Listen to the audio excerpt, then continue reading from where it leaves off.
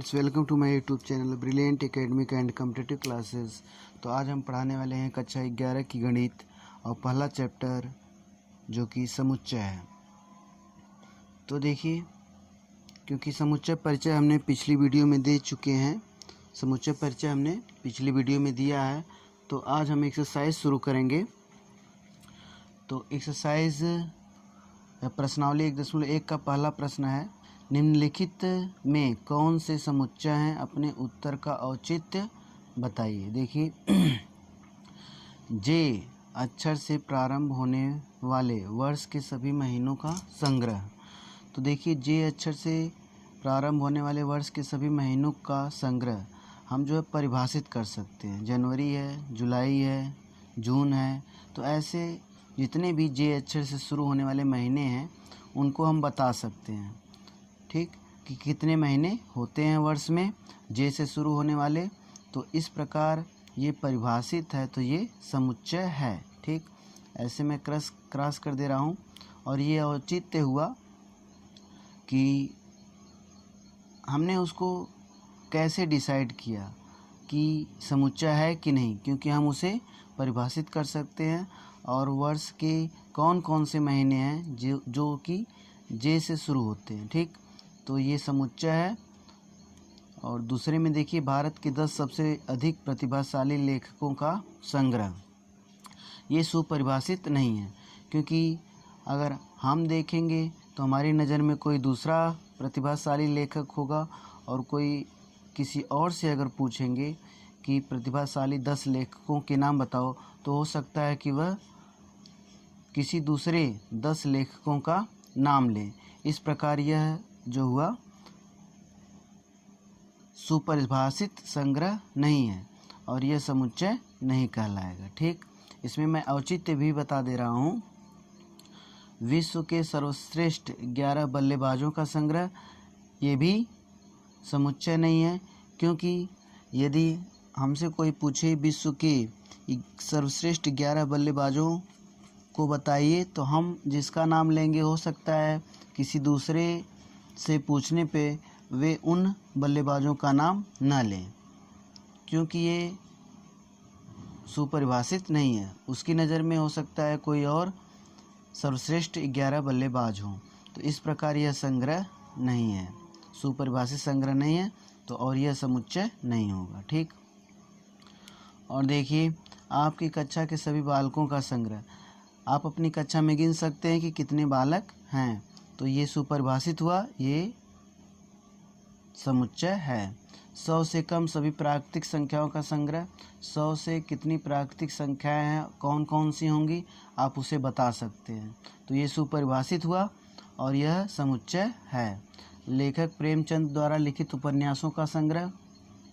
जितने भी उपन्यास लेखक प्रेमचंद द्वारा लिखित हैं, आप उसको बता सकते हैं कौन कौन से उपन्यास हैं, या खोज के इंटरनेट के द्वारा भी बता सकते हैं कितने उपन्यास लिखा है उन्होंने और कौन कौन से उपन्यास लिखा है। और दूसरे व्यक्ति से पूछेंगे, वो भी जो है उन्हीं उपन्यासों का नाम लेगा जिसको आपने बताया है। तो इस प्रकार लेखक प्रेमचंद द्वारा लिखित उपन्यास का संग्रह जो हुआ सुपरिभाषित हुआ और यह एक समुच्चय है। सभी समपूर्णांकों का संग्रह। तो यहाँ पे सभी समपूर्णांकों का संग्रह हम बता सकते हैं। 2 है, 4 है, ठीक ना, और 6 है, 8 है, तो ये क्या होगा, आपका समुच्चय होगा, ठीक ना, क्योंकि सभी पूर्णांकों को हम बताया जा सकता है।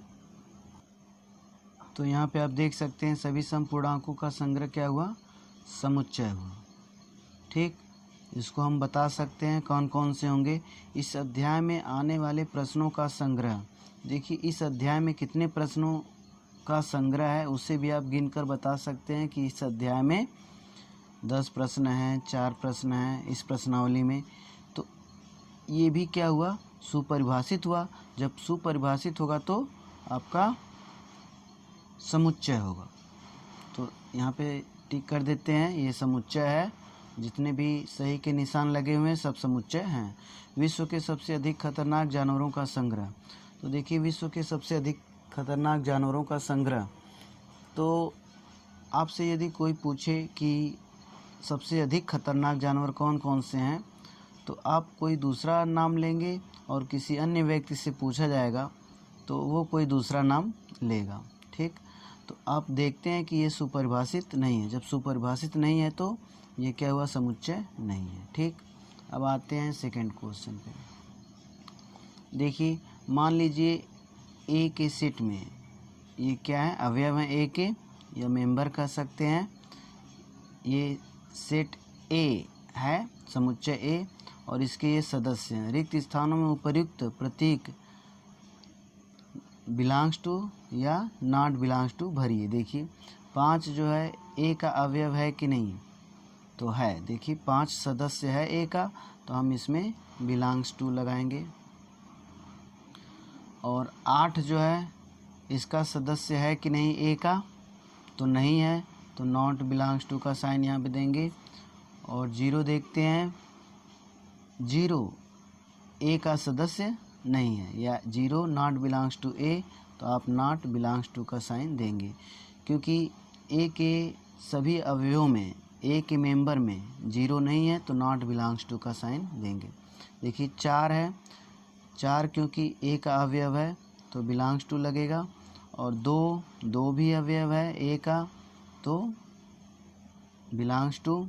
और यहाँ पे 10 क्योंकि अवयव नहीं है तो नॉट बिलोंग्स टू। ठीक, तो ऐसे आपका सेकंड क्वेश्चन समाप्त हुआ। आते हैं थर्ड क्वेश्चन पे। आप प्रश्न देख पा रहे हैं, तो हमको इसको समुच्चय को रोस्टर रूप में लिखना है या सारणीबद्ध रूप कह सकते हैं।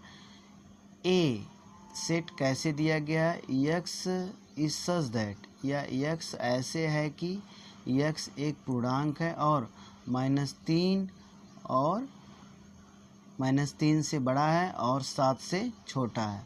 तो यक्स क्या है, पूर्णांक है, और कैसे है, -3 से बड़ा है और 7 से छोटा है।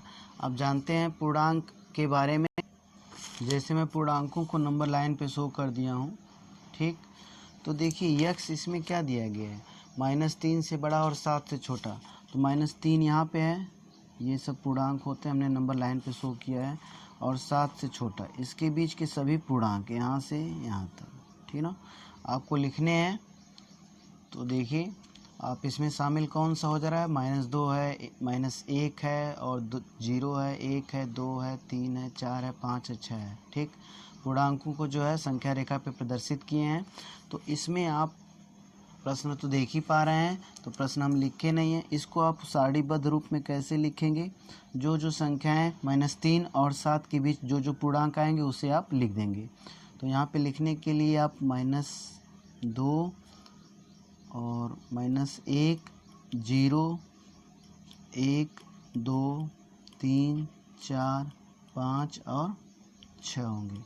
ये सभी पूर्णांक किसके बीच होंगे, -3 और 7 के बीच। ठीक, अब आते हैं नेक्स्ट। देखिए यक्स इज सच दैट, या यक्स ऐसे है कि यक्स संख्या 6 से कम एक प्राकृतिक संख्या है। तो 6 से कम प्राकृतिक संख्या वीडियो में हम पढ़ाए हैं कौन कौन सी प्राकृतिक संख्याएं होती हैं। तो 6 से कम प्राकृतिक संख्या आप देखिए, दूसरा है बी। तो 6 से कम प्राकृतिक संख्या, तो बी के सेट में आ जाएगा 1 आएगा, 2 आएगा, 3 और 4, 5 और 6। ये देखिए सारणीबद्ध रूप में हम ऐसे ही लिखते हैं कि उसको जो है कामा दे के लिखेंगे, कामा लगा के, और सभी अवयवों को कामा दे के अलग अलग करके और मझले कोष्ठक में लिखते हैं। ये सारणीबद्ध रूप हो गया।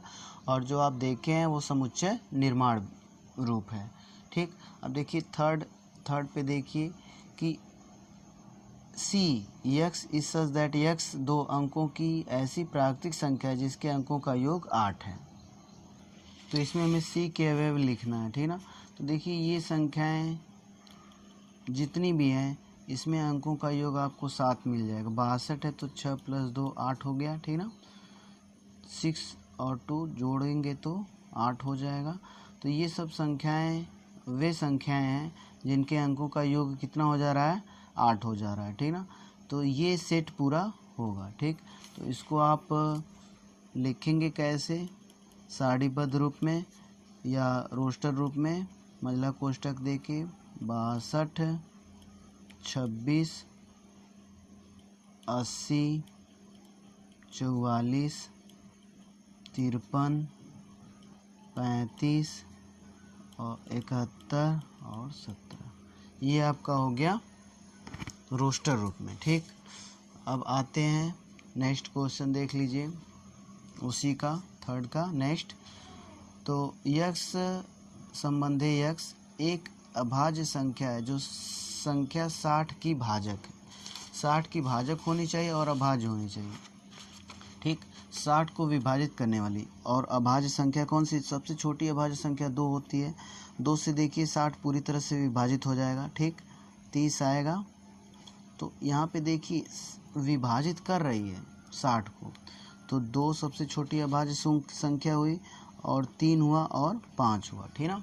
ये 3 संख्याएं ऐसी हैं जो अभाज्य भी हैं, ठीक, और 60 को विभाजित भी कर रही हैं, ठीक। तो यही आपको लिखा गया है कि यक्स संबंधी यक्स एक अभाज्य संख्या है जो संख्या 60 की भाजक है, और कोई भी संख्या अभाज्य नहीं है जो कि 60 को काट सके। केवल 3 संख्याएं हैं। तो ऐसे में आप कैसे इसको लिखेंगे। चौथा, आप बुक सामने रख लीजिए ताकि आपको पढ़ने में आसानी हो। तो डी के अवयव जो होंगे 2 होंगे, 3, 2, 3 और 5, ये अवयव होंगे, ठीक ना। तो ये संख्याएं 2, 3, 5 अभाज्य भी हैं और 60 की भाजक हैं, ठीक। अब 5वां प्रश्न देख लीजिए। इसमें लिखा गया है कि ई ट्रिग्नोमेट्री शब्द के सभी अक्षरों का समुच्चय है। तो ई के अवयव कौन कौन से हो जाएंगे, टी, आर, आई, जी। देखिए जो भी इसमें 2 बार लेटर होगा उसको सिर्फ 1 बार लिखेंगे, और ओ और एन, एम, ई और टी क्योंकि 1 बार लिखा गया है तो उसे नहीं लिखेंगे, ठीक ना। और आर भी लिखा गया और क्या हो जाएगा, वाई हो जाएगा, एक कामा दे दीजिए। तो ये आपका सारणीबद्ध रूप हो गया, ठीक। टी, आर, आई, जी हो जाएगा, ओ हो जाएगा, एन, ठीक, और एम हो जाएगा, और ई भी है, और टी क्योंकि 2 बार हम नहीं लिख सकते हैं, टी पहले भी लिख चुके हैं और आर भी पहले लिख चुके हैं, तो टी और आर यहाँ से निकाल देंगे, और वाई, ठीक ना। तो ये आपका सेट हो गया। और इसी तरह छठा है बेटर शब्द के सभी अक्षरों का समुच्चय। तो इसमें इसका सेट या इसका समुच्चय एफ है, तो बी हो जाएगा, बी, ई, टी और आर, ठीक। तो ये बी, ई, टी और आर होगा, क्योंकि टी डबल है तो डबल बार लिखते नहीं हैं, और ई भी डबल है तो उसको भी डबल बार नहीं लिखते हैं, ठीक। इस प्रकार आपका तीसरा प्रश्न समाप्त हुआ। अब नेक्स्ट 3 प्रश्न इस प्रश्नावली में और हैं, तो उसको जो है अगली वीडियो में पूरा बताएंगे, ताकि वीडियो लंबी ना हो, इसलिए जो है 2-2, 3-3 क्वेश्चन करके ही एक वीडियो में बताई जाएगी, ठीक। तो नेक्स्ट वीडियो देखने के लिए तैयार रहिए। यदि वीडियो पसंद आए तो लाइक शेयर सब्सक्राइब करना ना भूलें। Okay, thank you for watching my videos.